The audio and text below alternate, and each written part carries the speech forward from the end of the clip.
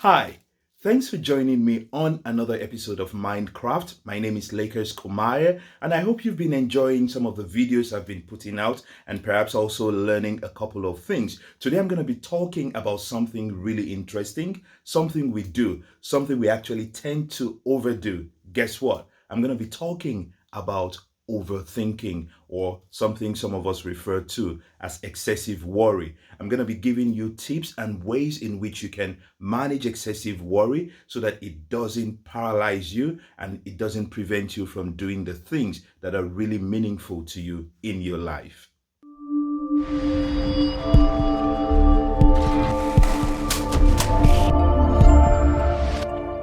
You'll agree with me that it's part of our nature as human beings to think.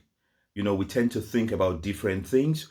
We consider, our relationships with people. We think about whether they like us, whether they love us, whether they're accepting of us, whether they are rejecting of us. We consider how we're doing at work, about our performance. We think about projects we need to start, projects we need to complete. We think about our obligations to our friends, to families. We think about what's currently happening with respect to the pandemic globally. We think about whether we'll be able to meet our obligations, especially financially, obligations to our kids, obligations to our family members. And that can be really paralyzing, especially if we engage in excessive worry. So what really is excessive worry? Excessive worry is when we think for too long or we think too much without actually taking any actionable steps. So what are some of the reasons why we engage in overthinking or excessive worry? Some of us are just perfectionistic in our attitude.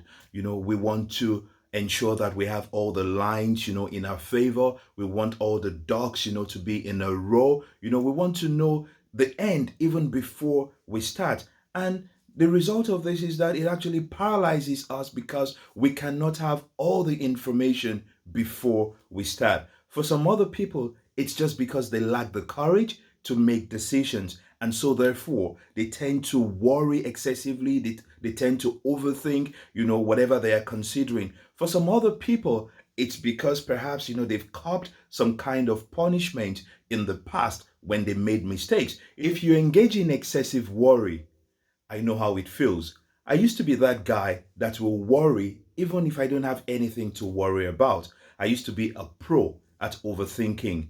However, all that stopped when I discovered these tips I'm going to be sharing with you in a few minutes. These tips indeed has helped countless numbers of people all over the world, and I'm sure it's also going to help you. So, here we go.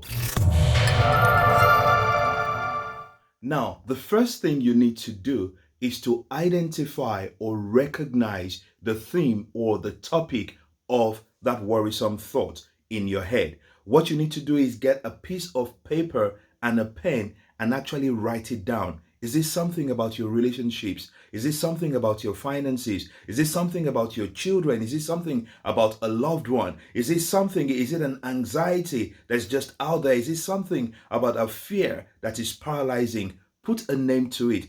Get it out of your mind where it's just going round and round and round in circles, and just put it on a paper. That's your first step. Secondly, schedule a particular time, say maybe about 30 minutes, that you can actually engage in thinking about this thing, this issue that is so important for you. Now, what this does for you is because you're scheduling, say, maybe a 30-minute block of time during the day, it frees your entire day, aside from this 30 minutes, to be able to do other things that are meaningful to you. Now, during this 30-minute block of time, which we're going to be referring to as our worry time, what you're going to attempt to do is to identify things that are within your control and things that are outside of your control. Someone once asked me, Lakers, how do I identify things outside of my control? I said, these are things that you put effort into and you get zero result. Let me illustrate. Let's say a friend of yours or a couple of friends of yours you've invited to come over to have barbecue with you. And the weather forecast is also that it's gonna rain on this particular day. Now you have a couple of things that you can do. I hope you won't begin to stress and be anxious about the fact that you're gonna entertain your friends outside should it rain. Now, because the weather is not actually within your control, if you get anxious about it, if you fret about it, it's still not gonna change the outcome of the weather. But guess what? What's within your control is to either bring your friend indoor or you entertain your friends outdoor, but you provide a covering for them, or you move your entertainment to another day. Now that you've identified the things within your control, the next thing to do is to now commit to those things and to accept the things outside of your control. Remember, I said the things outside of your control you actually have no influence over, and therefore you cannot control the outcome you get from those things. Talking about the things that you need to accept, which are outside of your control, remember the concept of mindfulness is one of those things that you can use to manage those negative thoughts, feelings, and experiences. Finally, I want to encourage you, treat yourself with compassion. Be kind to yourself. What would you say to a friend that is worrying over some issues? How would you treat that friend? I'm guessing you're gonna encourage them to actually take steps that they can in a positive direction and let go of things that they have no control over. The same I want you to begin to do to yourself. Treat yourself in a loving way. Accept the things that are outside of your control and commit to the things that are within your control. Let me leave you with this thought. Whatsoever you hold in your mind on a consistent basis, that's the experience, that's the reality you're going to have in your life. So let go of those worrisome thoughts. Begin to commit to things that are within your control. Remember, these tips I've shared with you will only be beneficial if you choose to practice, practice, practice. Just like learning any skill, riding a bicycle or learning to drive a car, you will only get better when you commit to practicing and when you actually put these tips to test.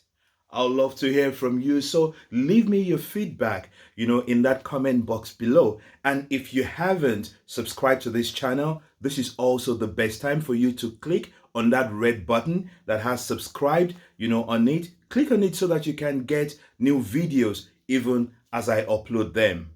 But for now, keep crafting the life you desire in your mind. Remember, if you can win in your mind, you really can win in life. Until next time, keep safe.